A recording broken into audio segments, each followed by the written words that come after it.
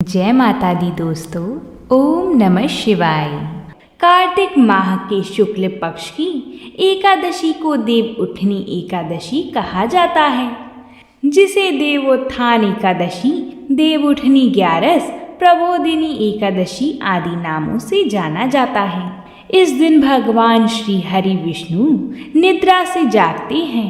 आज हम सभी देव उठनी एकादशी की कथा को सुनेंगे, साथ ही में तुलसी विवाह की कथा को भी सुनेंगे। आज की कथा विशेष है क्योंकि देवउठनी एकादशी पर भगवान श्री हरि अपनी चतुर्मास की योग निद्रा से जागते हैं। हम सभी को, चाहे फिर वो एकादशी का व्रत रखते हों या ना रखते हों, इस कथा को ज़रूर सुनना चाहिए। इससे भगवान श्री हरि प्रसन्न होते हैं और हमारी मनोवांछित फल की कामना भगवान श्री हरि और तुलसी माता की कृपा से पूरी होती है। आइए कथा को शुरू करते हैं। बोलिए भगवान श्री हरि की जय हो, वृंदा देवी की जय हो। व्यास जी बोले, संत कुमार जी, जब भगवान शिव ने अपने क्रोध की ज्वाला समुद्र में प्रवाहित कर दी थी, तब क्या हुआ? संत कुमार जी बोले, हे मुनि, जब भगवान शिव ने अपना क्रोध समुद्र में डाल दिया तो क्रोध की वह ज्वाला एक बालक का रूप लेकर जोर जोर से रोने लगी। उस बालक के रोने की आवाज से सारा संसार भयभीत हो गया था। पूरा संसार उसकी आवाज से व्याकुल था। तब सभी चिंतित होकर ब्रह्मा जी की शरण में गए। तब सब देवताओं ने सादर ब्रह्मा जी को प्रणाम किया और उनकी स्तुति करने लगे। तत्पश्चात बोले, हे ब्रह्मा जी, इस समय हम सभी पर बड़ा भारी संकट आन पड़ा है। प्रभु, आप तो सब कुछ जानते ही हैं। उस बालक ने जो समुद्र से उत्पन्न हुआ है, अपने भयंकर रोने द्वारा पूरे संसार को आहत किया है। सभी भय से आतुर हैं। हे पितामह, आप उस बालक का संहार करके हमें भय मुक्त करें। देवताओं की इस प्रकार की प्रार्थना सुनकर ब्रह्मा जी अपने लोक से पृथ्वी लोक पर उतरकर उस समुद्र पर पहुँचे जहाँ वह बालक विद्यमान था। ब्रह्मा जी को अपने पास पाकर समुद्र ने भक्ति पूर्वक उन्हें प्रणाम किया और उस बालक को ब्रह्मा जी को सौंप दिया। ब्रह्मा जी के इस प्रश्न का उत्तर देते हुए समुद्र देव बोले कि हे भगवान, यह बालक गंगा सागर की उत्पत्ति स्थल पर प्रकट हुआ है, परंतु मैं इस बालक के विषय में और कुछ नहीं जानता। इस प्रकार जब ब्रह्मा जी समुद्र से बातें कर रहे थे, तब उस समय उस बालक ने ब्रह्मा जी के गले में हाथ डाल दिया और उनका गला जोर से दबा दिया, जिसकी पीड़ा से उनकी आंखों से आंसू बहने लगे। तब ब्रह्मा जी ने यत्न पूर्वक उस बालक की पकड़ से अपने आप को मुक्त कराया और समुद्र से बोले कि तुम्हारे इस जातक पुत्र ने मेरे नेत्रों से जल निकाला है। अंततः यह बालक जलंधर नाम से प्रसिद्ध होगा। उत्पन्न होते ही युवा हो जाने के कारण यह बालक महापराक्रमी, महाधीर जवान, महायोद्धा होगा। यह बालक युद्ध में सदैव विजयी होगा, यहाँ तक कि यह भगवान श्री हरि विष्णु को भी जीत लेगा। यह बालक दैत्यों का अधिपति होगा। कोई भी मनुष्य या देवता इसका चाहकर भी कुछ नहीं बिगाड़ पाएंगे। इसका संहार केवल त्रिलोकीनाथ भगवान शिव के द्वारा ही संभव है। यह कहकर ब्रह्मा जी ने असुरों के गुरु शुक्राचार्य को बुलाया और उनके हाथों से उस बालक को दैत्य का राजा स्वीकार करते हुए उसका राज्य अभिषेक कराया। तत्पश्चात ब्रह्मा जी स्वयं वहां से अंतर्ध्यान हो गए। अपने जातक पुत्र के विषय में जानकर समुद्र देव बहुत प्रसन्न हुए और वह उसे अपने निवास स्थान पर ले गई। कुछ समय पश्चात उन्होंने जलंधर का विवाह कालनेमी नामक असुर की परम सुंदरी पुत्री वृंदा से संपन्न करा दिया। जलंधर आनंद पूर्वक अपनी पत्नी के साथ निवास करने लगा था और असुरों के राज्य को बड़ी चतुराई और कर्तव्य के साथ चलाने लगा था। उसकी पत्नी वृंदा महान पतिव्रता नारी थी। अगर आप सभी ने यहाँ तक कथा को सुना है तो वीडियो को लाइक ज़रूर कर दें, क्योंकि आपके एक लाइक करने से यह कथा और 5 माताओं बहनों को भेजी जाती है। एक बार जब दैत्य और देवताओं के बीच युद्ध चला तो दैत्यों के आगे देवताओं की हार होने लगी। तब देवता जलंधर के डर के मारे भगवान श्री हरि विष्णु की शरण में वैकुंठ लोक जा पहुंची। वहां पहुंचकर उन्होंने भगवान विष्णु को प्रणाम किया और उनकी भक्ति भाव से स्तुति की। तत्पश्चात उन्होंने भगवान विष्णु से कहा, हे कृपा निधान, हम आपकी शरण में आए हैं, हमारी रक्षा कीजिए। तब देवताओं ने विष्णु जी को जलंधर के विषय में सब कुछ बता दिया। समस्त वृतांत सुनकर भगवान श्री हरि विष्णु जी ने देवताओं से कहा कि वे अपने भय का त्याग कर दें। उन्होंने उनकी प्राण रक्षा करने का आश्वासन दिया और कहा कि मैं जलंधर का वध कर तुम्हें उससे मुक्ति दिलाऊंगा। यह कहकर भगवान विष्णु अपने वाहन गरुड़ पर सवार होकर चलने लगे। यह देखकर देवी लक्ष्मी के नेत्रों में आंसू आ गए और वह बोली, हे स्वामी, जलंधर समुद्र देव का जातक पुत्र होने के कारण मेरा भाई है। आप मेरे स्वामी होकर मेरे भाई को क्यों मारना चाहती हैं? यदि मैं आपको प्रिय हूँ तो आप मेरे भाई का वध नहीं करेंगे। अपनी प्राण वल्लभा लक्ष्मी जी के वचन सुनकर भगवान विष्णु जी बोली, हे देवी, यदि तुम ऐसा चाहती हो तो ऐसा ही होगा, परंतु तुम तो जानती ही हो कि पापी का नाश अवश्य होता है। तुम्हारा भाई जलंधर अधर्म के मार्ग पर चल रहा है और देवताओं को कष्ट पहुंचा रहा है। फिर भी मैं उसका वध अपने हाथों से नहीं करूँगा, परंतु इस समय तो मुझे युद्ध में जाना ही होगा। यह कहकर भगवान विष्णु युद्ध स्थल की ओर चल दिए। भगवान विष्णु उस स्थान पर पहुँचे जहाँ असुरराज जलंधर था।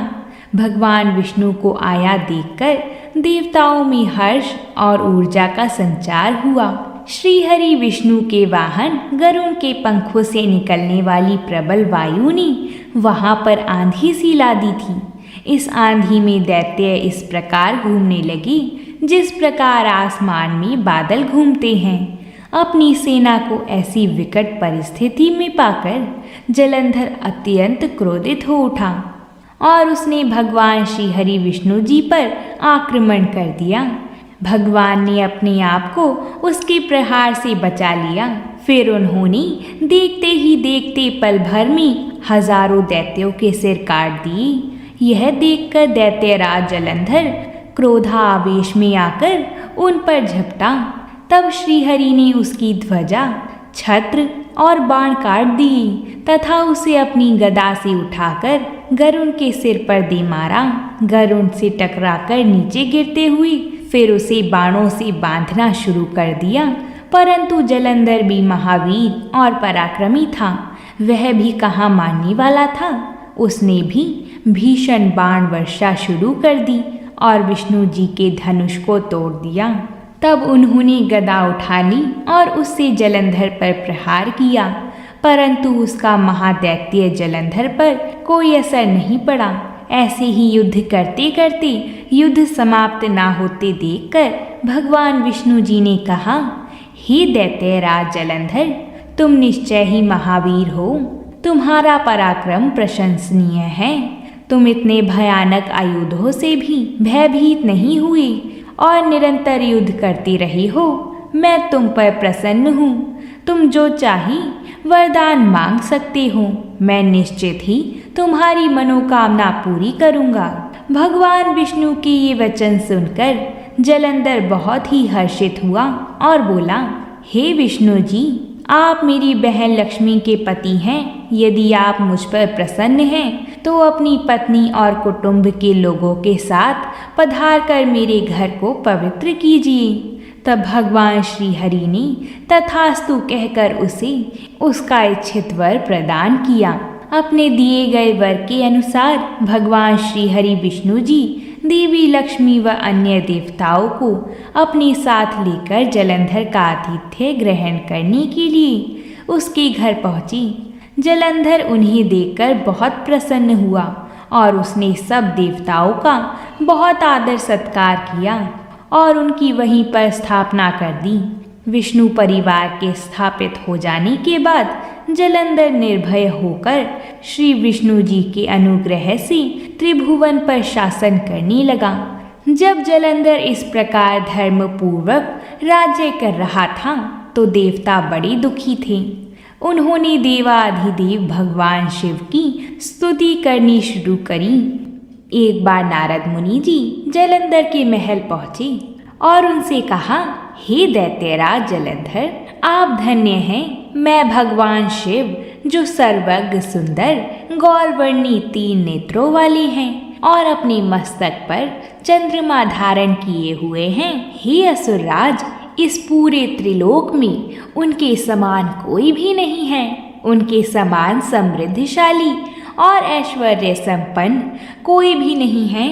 तभी मुझे तुम्हारी धन संपत्ति का भी ध्यान आया, इसलिए मैं तुम्हारे पास आ गया। नारद जी के वचनों को सुनकर जलंधर अत्यंत गर्वित महसूस करने लगा और उसने महर्षि नारद जी को अपने धन के खजाने और सभी संचित अमूल्य निधियां दिखा दी।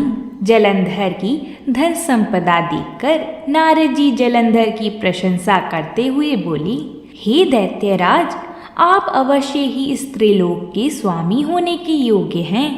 आपके पास ऐरावत हाथी है, धन के देवता कुबेर के खजाने, रत्नों, हीरो, मणियों के अंबार आपके पास हैं। ब्रह्मा जी का दिव्य विमान भी आपने ले लिया है। आपका धन वैभव देखकर सभी आपसे ईर्ष्या कर सकते हैं, परंतु दैत्यराज, आपके पास अभी भी स्त्री रत्न की कमी है। बिना दिव्य स्त्री के पुरुष अधूरा है। उसका स्वरूप तभी पूर्ण होता है जब वह किसी स्त्री को ग्रहण करता है। इसलिए असुरराज, आप कोई परम सुंदरी ग्रहण करें और इस कमी को यथाशीघ्र पूरा करें। देवर्षि नारद जी की चाल भरी बातों से भला कोई कैसे बच सकता है। उन्होंने जैसा सोचा था वैसा ही हुआ। जलंधर ने नारद जी के सम्मुख हाथ जोड़कर प्रश्न किया, महर्षि, आपके द्वारा वर्णित ऐसी सुंदर दिव्य स्त्री मुझे कहाँ मिलेगी जो रत्न से भी श्रेष्ठ हो। यदि आप इस प्रकार के स्त्री रत्न के बारे में मुझे बता दी तो मैं उस रत्न को अवश्य ही लाकर अपने राजभवन की शोभा बढ़ाऊंगा। जलंधर की बातें सुनकर देवर्षि नारद जी ने कहा, हे दैत्येंद्र, ऐसा अनमोल स्त्री रत्न तो त्रिलोकीनाथ महान योगी भगवान शिव जी के पास है। उनकी परम सुंदर पत्नी देवी पार्वती वह स्वर्ग सुंदर होने के साथ साथ सर्वगुण संपन्न भी हैं। संसार की कोई भी स्त्री उनकी बराबरी नहीं कर सकती। जब देवर्षि नारद जी इस प्रकार दैत्यराज जलंधर को देवी पार्वती की सुंदरता और भगवान शिव जी के परम ऐश्वर्य और समृद्धि के बारे में बता आए, तब असुरराज जलंधर और भगवान महादेव के बीच एक भीषण युद्ध छिड़ गया। असुरराज जलंधर के सभी बाणों को काटने के पश्चात भगवान शिव ने एक बाण मारकर जलंधर को घायल कर दिया और उसके धनुष को काट दिया। यह देखकर जलंधर ने युद्ध करने के लिए गदा उठा ली। तब शिव जी ने अपने बाण से उसकी गदा के भी 2 टुकड़े कर दिए। यह सब देखकर दैत्येंद्र जलंधर यह जान गया कि त्रिलोकीनाथ भगवान शिव जी उससे अधिक बलवान हैं और उन्हें युद्ध में पराजित कर पाना उसके लिए मुश्किल है। तब जलंधर ने जीतने के लिए गंधर्व माया उत्पन्न की। तब जलंधर छल से वहां से चुपके से भाग खड़ा हुआ। असुरराज जलंधर त्रिलोकीनाथ भगवान शिव का रूप धारण कर बैल पर बैठकर देवी पार्वती के पास कैलाश पर्वत पर पहुंचा। वहां कैलाश पर देवी पार्वती अपनी सखियों के साथ व्यस्त थीं। जब उन्होंने अपने पति भगवान शिव को आता देखा तब उन्होंने अपनी सखियों को वहां से भेज दिया और वह स्वयं भगवान शिव जी के समीप आ गईं।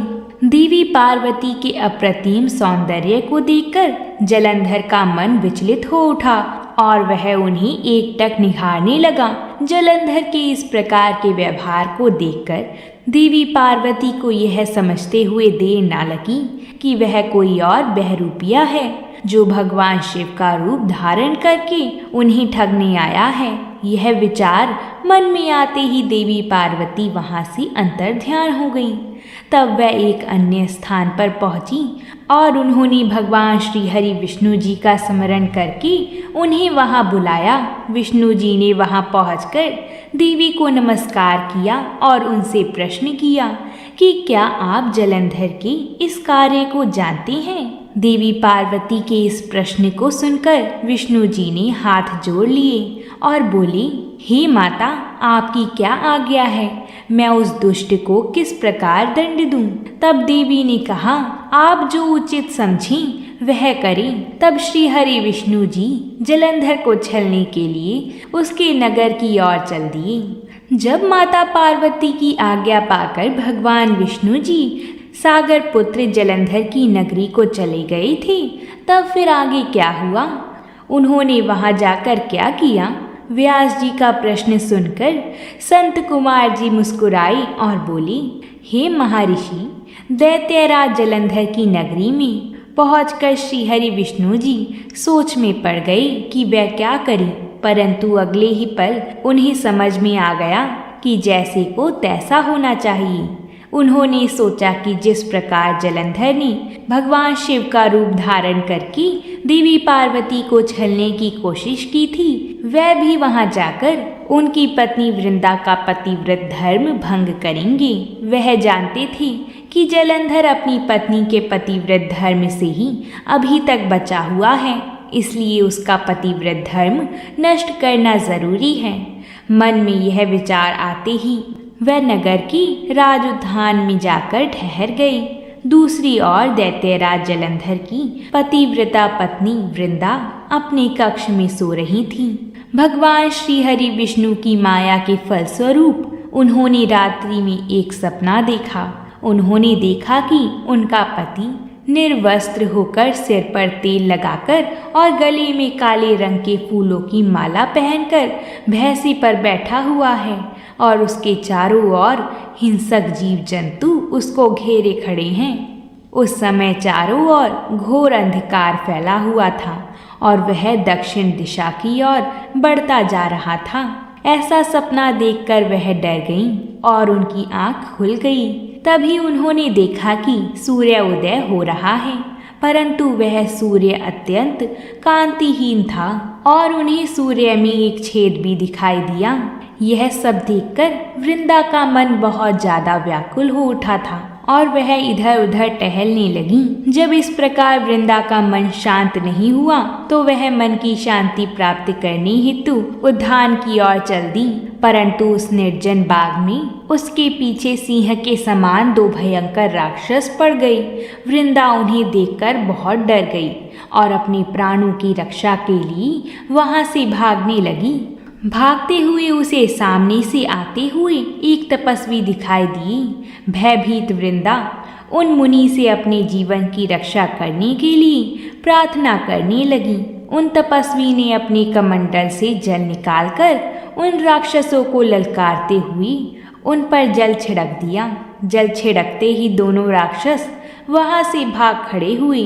तब वृंदा ने दोनों हाथ जोड़कर उन तपस्वी को प्रणाम किया तथा उनका धन्यवाद व्यक्त किया।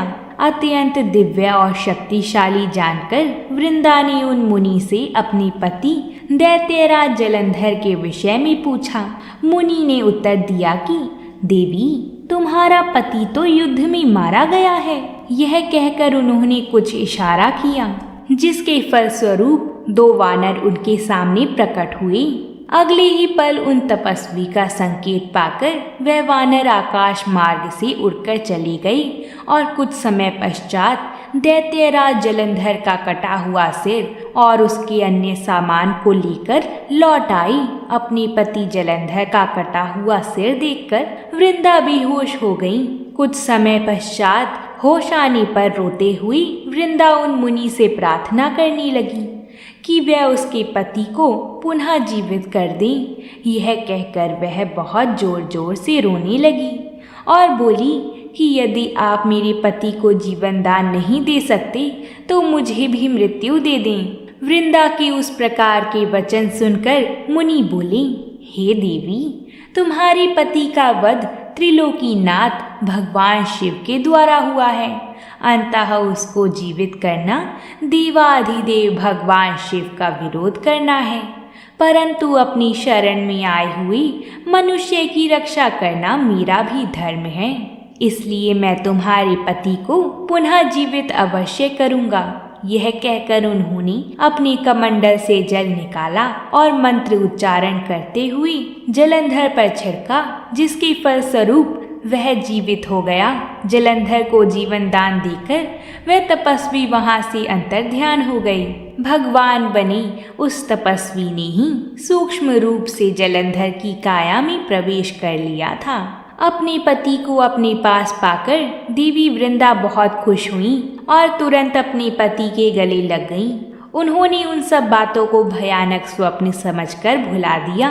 फिर बहुत समय तक उस छद्म वेशधारी जलंधर के साथ वन में ही रमण करती रहीं, जिससे वृंदा का पतिव्रत धर्म टूट गया और शिवजी ने जलंधर का वध कर दिया। जब वृंदा को यह सब लीला के बारे में पता चला तो उन्होंने पूछा कि तुम कौन हो जिसने मेरे साथ इतना बड़ा धोखा किया है। तब विष्णु जी अपने वास्तविक रूप में प्रकट हो गई।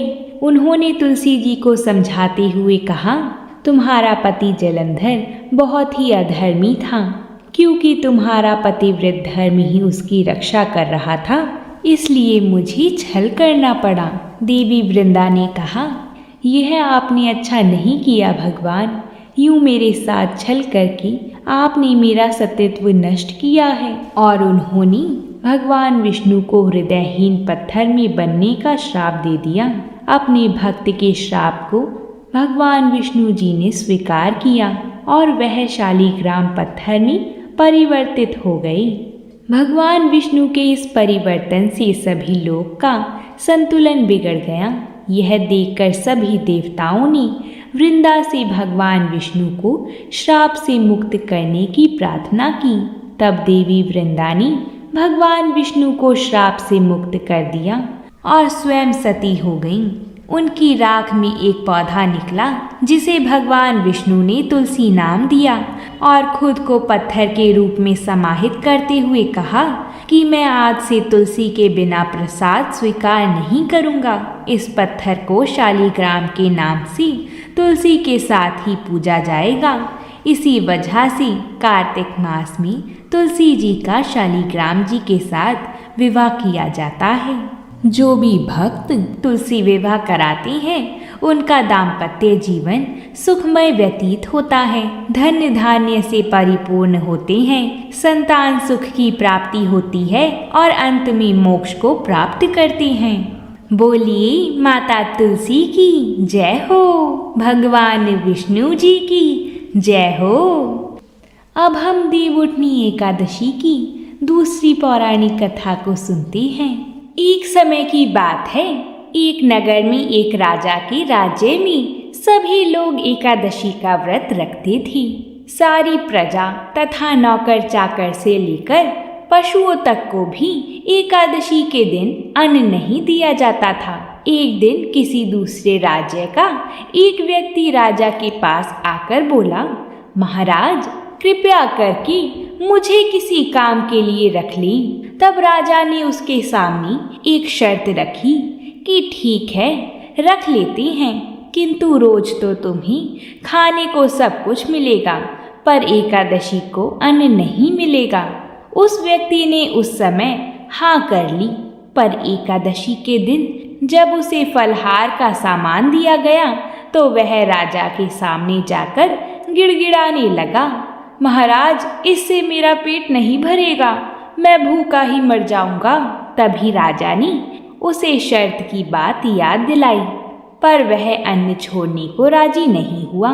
तब राजा ने उसे आटा, दाल और चावल आदि दिए। वह नित्य की तरह नदी पर पहुंचा और स्नान करके भोजन पकाने लगा। जब भोजन बन गया तो वह भगवान को बुलाने लगा, आओ भगवान आओ, भोजन तैयार है। उसके बुलाने पर पीताम्बर धारण किए हुए भगवान चतुर्भुज रूप में आ पहुँचे तथा प्रेम से उसके साथ भोजन करने लगे। भोजन आदि करके भगवान अंतर्ध्यान हो गए तथा वह अपने कामों पर चला गया। 15 दिन के बाद अगली एकादशी को वह राजा से कहने लगा कि महाराज, मुझे 2 गुना सामान दीजिएगा। उस दिन तो मैं भूखा ही रह गया था। राजा ने कारण पूछा तो उसने बताया कि हमारे साथ भगवान भी खाते हैं, इसलिए हम दोनों के लिए ये सामान पूरा नहीं होता। यह सुनकर राजा को बड़ा आश्चर्य हुआ। वह बोला कि मैं नहीं मान सकता कि भगवान स्वयं तुम्हारे साथ खाना खाते हैं। मैं तो इतना व्रत रखता हूँ, पूजा करता हूँ, पर भगवान ने मुझे कभी भी अपने दर्शन नहीं दिए। राजा की बात सुनकर वह बोला, महाराज, यदि विश्वास ना हो तो साथ चलकर देख लो। राजा एक पेड़ के पीछे छिपकर बैठ गया।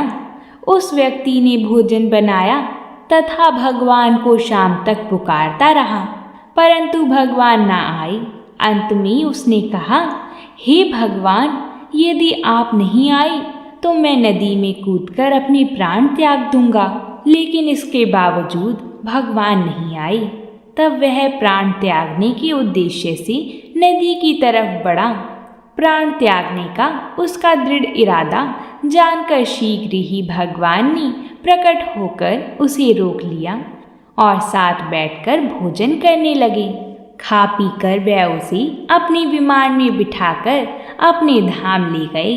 ये देखकर राजा ने सोचा कि व्रत उपवास से तब तक कोई फायदा नहीं होता जब तक मन शुद्ध ना हो। इससे राजा को ज्ञान मिला। वह भी मन से व्रत और उपवास करने लगा और अंत में वह भी स्वर्ग को प्राप्त हुआ। बोलिए भगवान श्री हरि विष्णु की जय हो। देवउठनी एकादशी की तीसरी पौराणिक कथा के अनुसार प्राचीन समय में एक राजा रहा करता था। उसके राज्य में प्रजा सुखी रहती थी, बहुत ही अच्छी और शुभ बीत रही थी। उस नगर में एकादशी को कोई भी अन्न नहीं बेचता था, सभी फलहार करते थे। एक बार की बात है, भगवान ने राजा की परीक्षा लेनी चाहिए। भगवान ने एक सुंदरी का रूप धारण किया तथा सड़क पर बैठ गया। तभी राजा उधर से निकला और सुंदरी को देखकर चकित हो गया। उसने पूछा, हे सुंदरी, तुम कौन हो और इस तरह यहाँ क्यों बैठी हो? तब वह सुंदर स्त्री बनी भगवान बोली, मैं निराक्षरता हूँ, नगर में मेरा कोई भी जाना पहचाना नहीं है, किससे सहायता मांगू? राजा उसके रूप पर मोहित हो गया था। वह बोला, तुम मेरे महल में चलकर मेरी रानी बनकर रहो। सुंदरी बोली, पर तुम्हें राज्य का अधिकार मुझे सौंपना होगा। राज्य पर मेरा पूर्ण अधिकार होगा। मैं जो भी बनाऊंगी तुम्हें खाना होगा। राजा उसके रूप पर मोहित था। अंततः राजा ने उसकी सभी बातें स्वीकार कर ली। अगले दिन एकादशी थी। रानी ने हुक्म दिया कि बाजारों में अन्य दिनों की तरह ही अन्न बेचा जाएगा। उसने घर में मांस मछली आदि पकवाई तथा परोसकर राजा से खाने के लिए कहा। यह देखकर राजा बोले, रानी, आज एकादशी है, मैं तो केवल फलहार ही करूँगा। तब रानी ने शर्त की बात याद दिलाई और बोली, या तो खाना खाओ, नहीं तो मैं बड़े राजकुमार का सिर काट दूंगी। राजा ने अपनी स्थिति बड़ी रानी से कही तो बड़ी रानी बोली, महाराज धर्म ना छोड़ें, बड़े राजकुमार का सिर दे दें। पुत्र तो फिर मिल जाएगा पर धर्म नहीं मिलेगा।